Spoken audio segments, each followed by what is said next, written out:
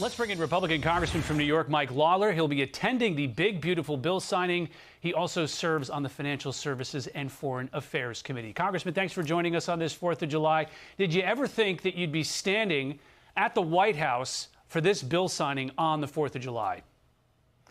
Well, Speaker Johnson had made clear that was the goal and the objective to get it done by July 4th.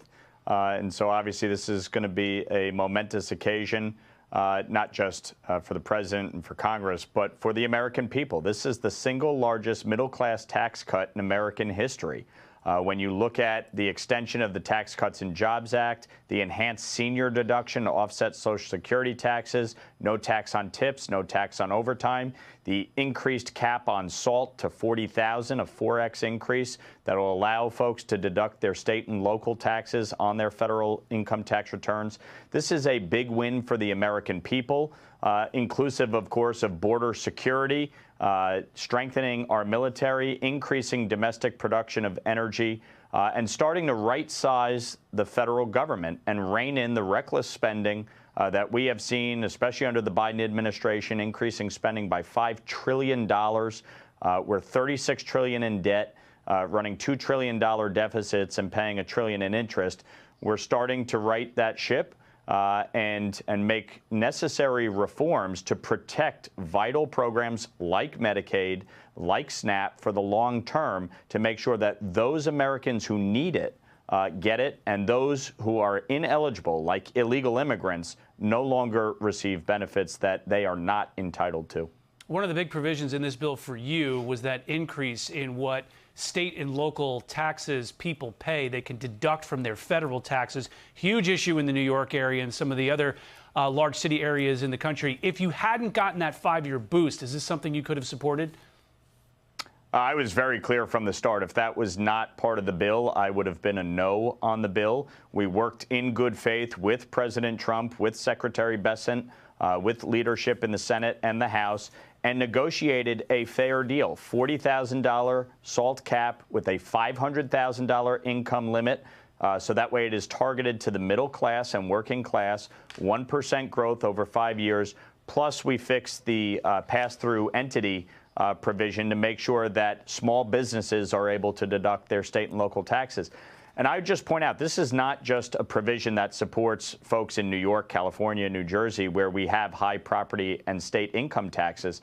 This impacts everybody across the country. You've seen in Florida and Texas, for instance, property taxes have exploded. Florida's property taxes are up 37% in 4 years. So this, over the next 5 years, is going to provide real tax relief to middle-class and working-class families all across this country. So before our interview, you heard Mark Meredith on the North Lawn of the White House there. You remember him from yesterday. You talked to him right after you got off the House floor voting on this bill. You told him then that you pointed out basically that in a number of tax provisions, they often do expire, and that's pretty common in legislating. Well, Congresswoman Alexandria Ocasio-Cortez caught that interview, or at least saw it online, and she wrote, "It's not normal. Lawler voted to make the tax breaks on billionaires permanent while making the no tax on tips, just for those making less than $25K, expire in just 3 years. He's also kicking tipped employees off Medicaid, ACA, that's Obamacare, and clawing back their SNAP." So is she wrong about this bill? Yes, she's entirely wrong. Look, the standard deduction, for instance, which was doubled under the Tax Cuts and Jobs Act, is made permanent.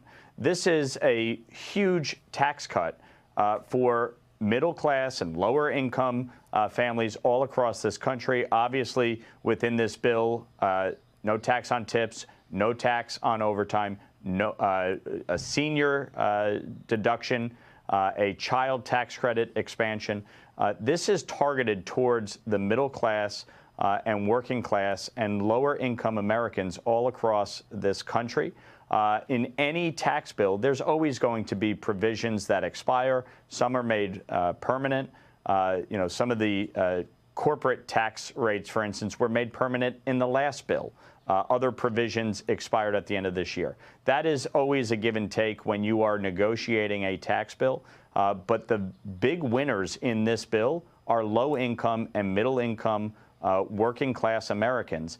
And that is why we fought to get this across the finish line. My Democratic colleagues wanted all of that to expire. They wanted to raise income tax rates on every American. They wanted to cut the standard deduction in half. They wanted to cut the child tax credit. They didn't want to give seniors an enhanced tax credit. They did not want to give no tax on tips and no tax on overtime. So for any of my Democratic colleagues who voted no yesterday, which was every single one of them, that's what they voted for. They did not want to cut taxes for the American people, period.